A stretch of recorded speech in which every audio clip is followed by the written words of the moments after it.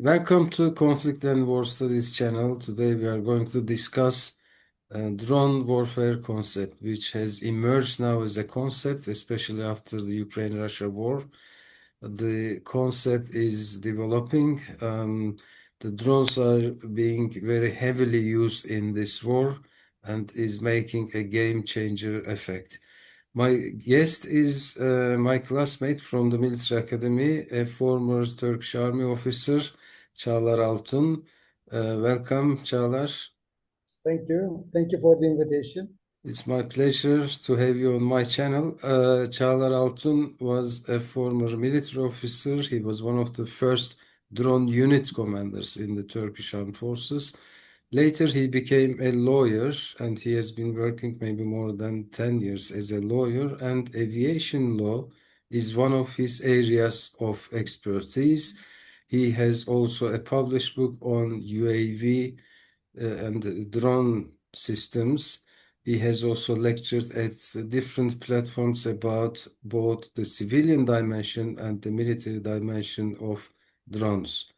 In this program, we are going to discuss first the operational dimension of the drones, and later on we will go to the legal dimension. In the Ukraine-Russia war, we have witnessed that the number of drones used are enormously increasing day by day. According to some reports, 1/3 of soldiers are losing their lives resulting from drone attacks, and the drones are now used as an integrated system to artillery, air force, armored units, naval units, and the drones are really making a game changer effect in the operations. The countries have started increasing more and more drones. The drone market, the military drone market now is almost $30 billion a year. And every year, the investments are increasing for about 10%. And the drones have also started to be used in land operations and naval operations. There are unmanned ground vehicles. Today, they are mostly used for logistics purposes, but the tests are also going on the combat vehicles. And in the sea, we see new unmanned systems have already been employed by different countries, and they have also been used in Russia-Ukraine war. So let's talk about how this evolved. It is a really fast change. What was the first use? When was the first use of drones, and how it came to this point in such a short time? Thank you again for the invitation, my colleague. Drones actually they were used in ancient times. For instance, Chinese have used kites to see the other side of the world during wars. So it's similar to drone operation actually. But in modern times, beginning from the First World War, Second World War, drone-like systems were used as a bomb. So let's say ballistic missiles, actually their operation is very similar to drone operations. But modern time drone usage began in the Cold War because especially United States in Vietnam, Israeli forces, heavily they use drones for the ISR purposes. But after the second Gulf War, drones are used also as a strike asset in the operations, besides the ISR purposes. Drones were mounted bombs and they began to see the target and eliminate the target at the same time. So that is a revolution in the drone operations.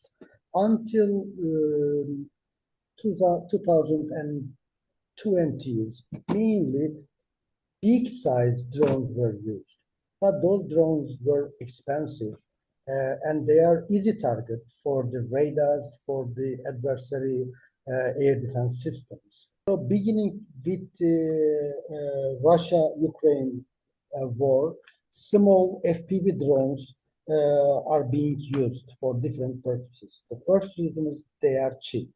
And the second one is it is difficult to detect them by radars. And the third one is during the Russia-Ukraine war, civilian industry, especially the Ukraine civilian industry, is totally involved in the war directly. So there's an ecosystem that civilians and soldiers are working together. They are flying drones together. And small FPV drones are the famous assets in the warfare. Yes. The Russians has an outnumbering and enormous size of armored units, and Ukraine, to counter and balance the power difference, heavily used drones, and that really made an effect on the battlefield, and Russia has suffered serious losses. Later on, Russia very heavily used the similar type of drones, both FPVs and other drones, and it was initially an armored warfare, but then it turned out to become a drone warfare. Now, Exactly. everywhere in the world, the countries are trying to invest more and more on drone and anti-drone systems. And the most interesting development, in my opinion, is that they have also started to be used maybe not like swarms, but as a bigger force. At tactical level, I understand that FPV drones really made a change, but the drones have also started to be used at operational level.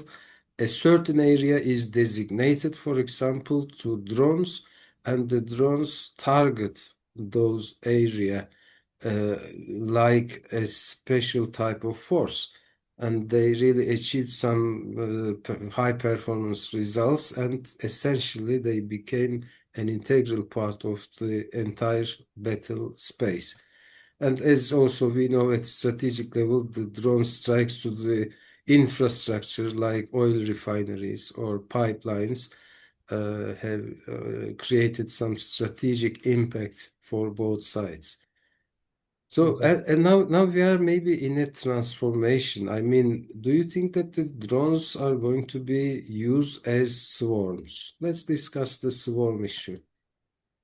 Before getting into swarm issue, I would like to add something about Ukrainian drone using tactics. At the beginning of the war, yes, Ukrainian army tried to balance the Russian huge forces by using tactical level drones. But in the meantime, Russia developed anti-drone systems. So Ukrainian tactical drones were not useful anymore. So Ukrainian changed the game. They began to use cabled FPVs. What is a capable FPV? It means if you use a cable drone, it is not sensitive to any anti-drone countermeasures like suppressing, hacking, spoofing, and so on.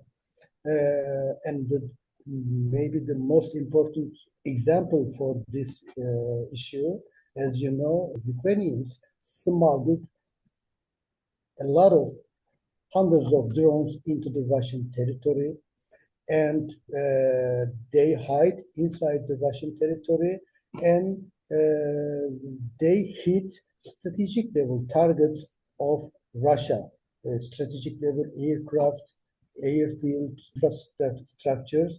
So maybe we should also focus on this issue because the Ukrainian side is learning lessons from the war and developing new tactics, especially the new tactics of drone usage in the war. So there is a lot of lessons for NATO and UN and also other world countries to learn from Ukrainian drone using tactics.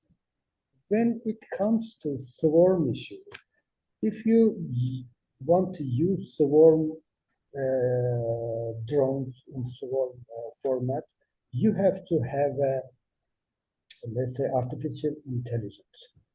there is a lot of legal and ethical discussions on artificial intelligence usage in the war.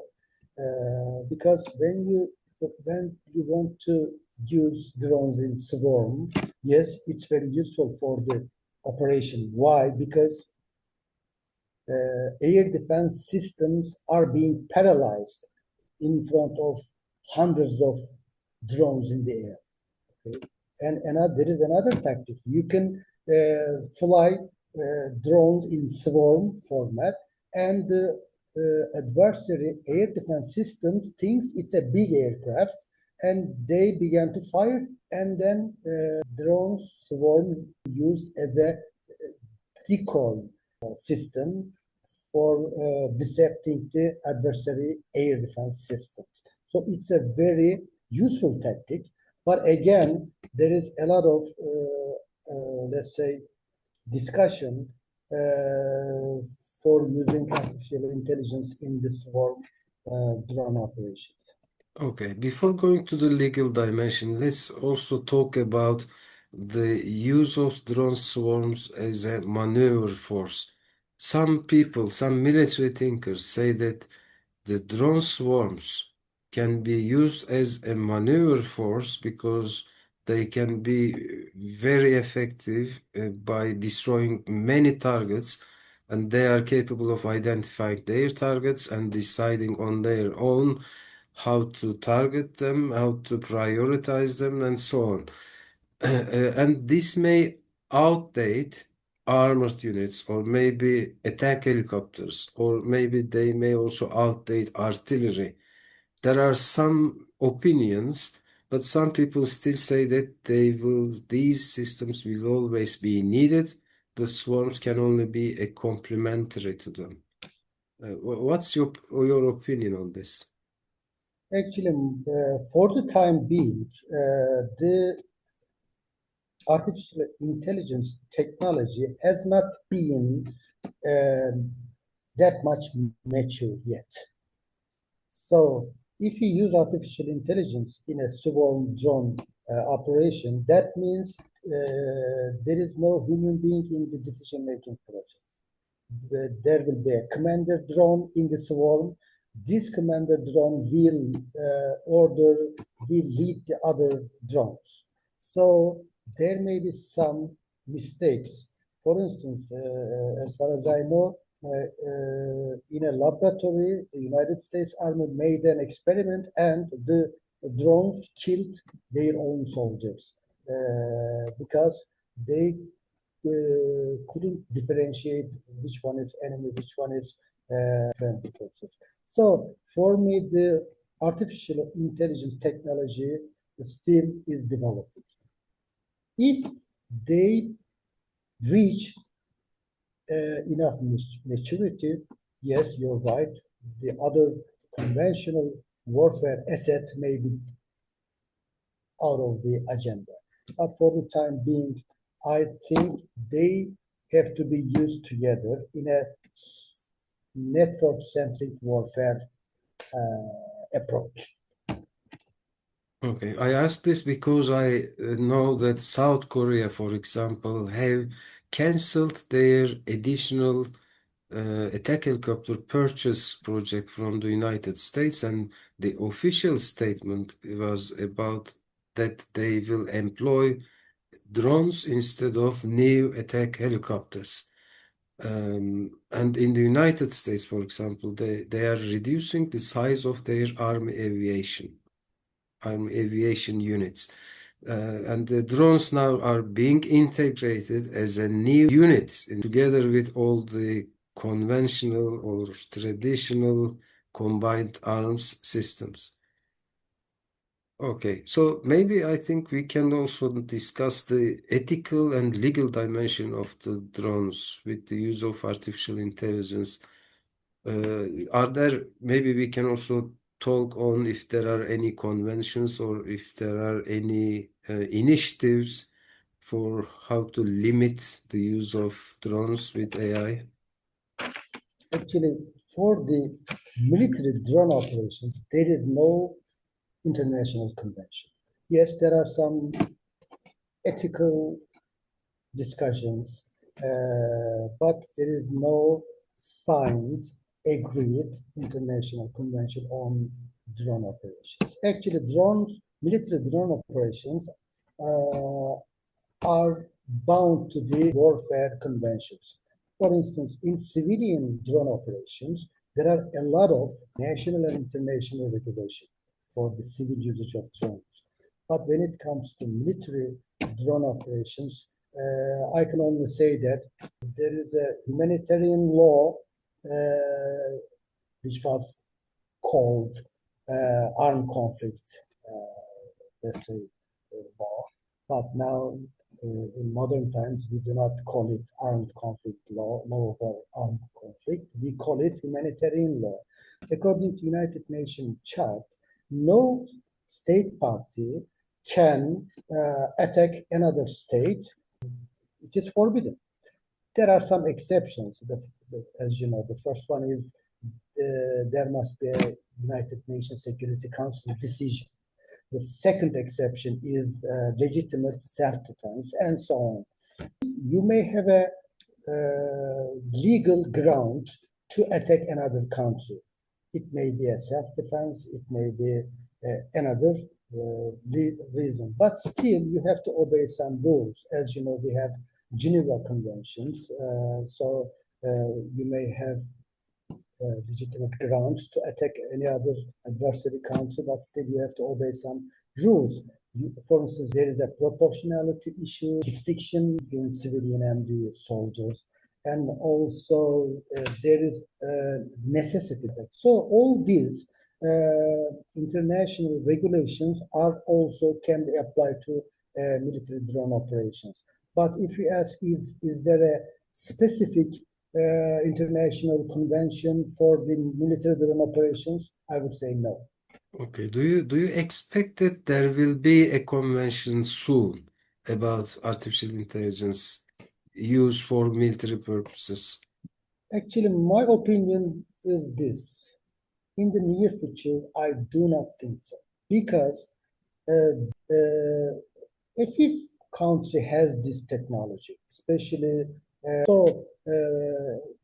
some countries having those technology, they are using this technology to oppress other countries who do not have this technology. So I don't think that they will be willing to have a convention restricting this technology. But again, when the artificial intelligence is used, it is a big danger for the humanity because, as I said before, when you use artificial intelligence in a system, it means that human being is put aside out of the decision-making process loop. So the machine is, they are deciding, they are thinking rapidly, they are acting rapidly in comparison with the human being. But this is also a big danger for the humanity. So sooner or later, yes, there will be some restricting conventions, but for the time being, I don't think that the leading countries will be ready or will be willing to sign a regulation, sign a convention restricting to use those technologies. Some people claim that the autonomous drones, will even make less mistake than the humans, and they advocate that they should be used autonomously. But on the other side, as you have just rightly mentioned, there are many people against this, and they say even these drones can be more dangerous than nuclear weapons if they are used as autonomous swarms. In the coming years, maybe we will see it on the agenda of the United Nations, but it requires maybe Security Council resolution because the General Assembly decisions, I think, are not legally binding the member nations, Yes, but the Security Council resolutions are legally binding. exactly. Actually, drone operations, they have a lot of advantages in military operations, yes. But there are some risks. For instance, in drone operations, there is a minimized risk for the lives of the soldiers. That makes states to make war decisions easily. That's not good. Okay? Because there's a public reaction for a leader in a country. That leader may easily attack another country and without any pressure from the public, because public will not say no, because there will be no risk for the life of their sons and daughters.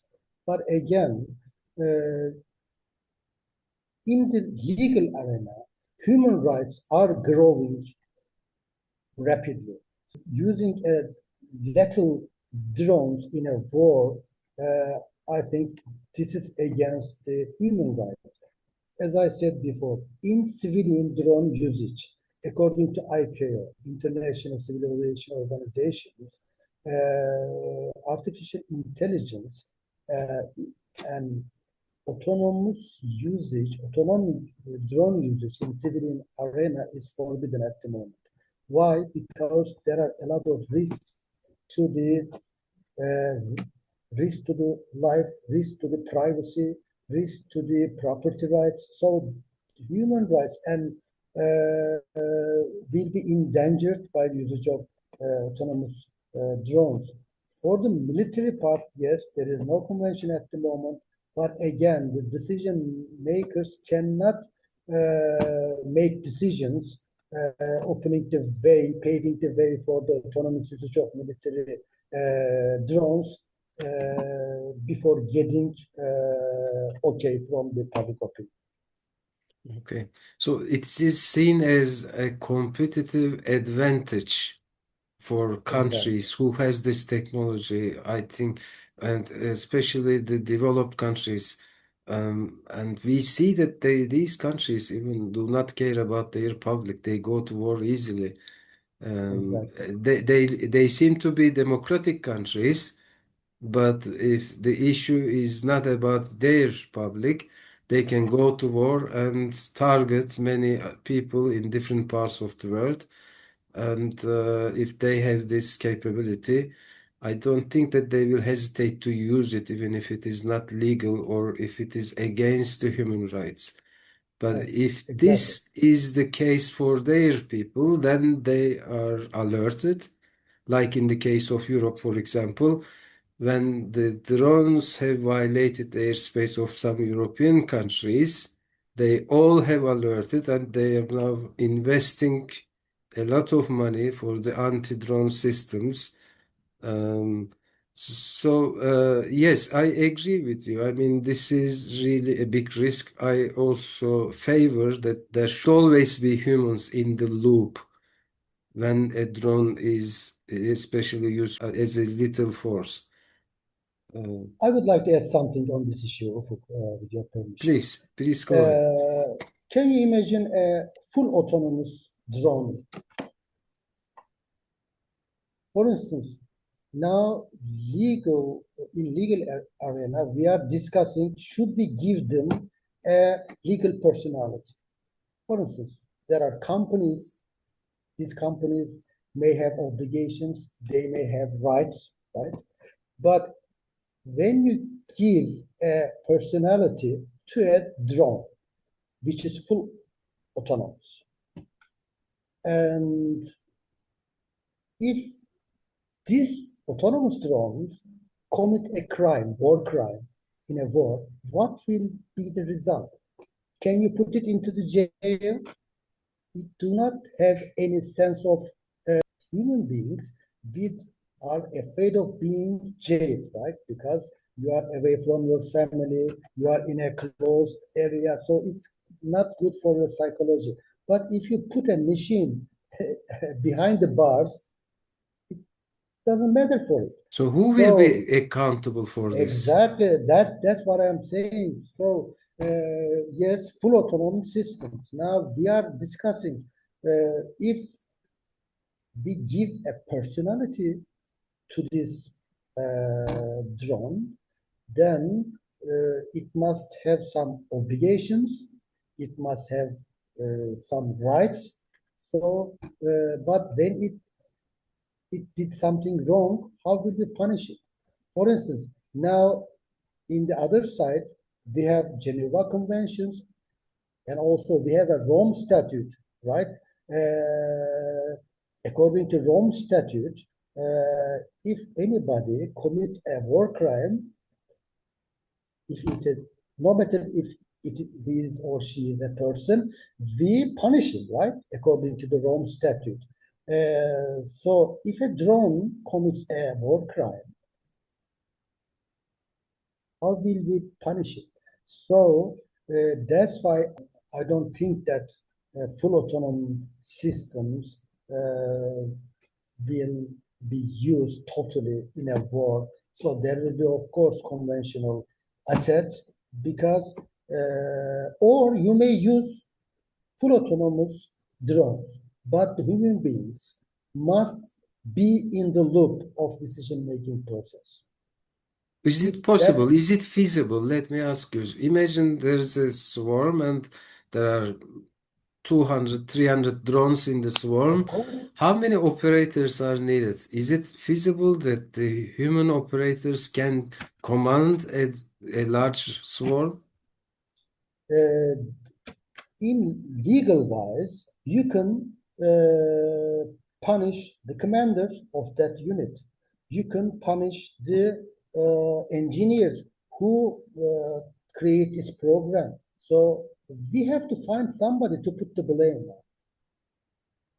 So, in my opinion, there must be a human being intervention in the operation of a autonomous drones. Otherwise, this is a big danger for the humanity. Okay. So thank you very much. You really highlighted some important insights about the drone warfare, especially the legal dimension is a dimension which many people are not aware of. Uh, Again, thank you for accepting my invitation to discuss this very important new concept and hope to see you on other programs in the future. Thank you very much. Thank you for the invitation.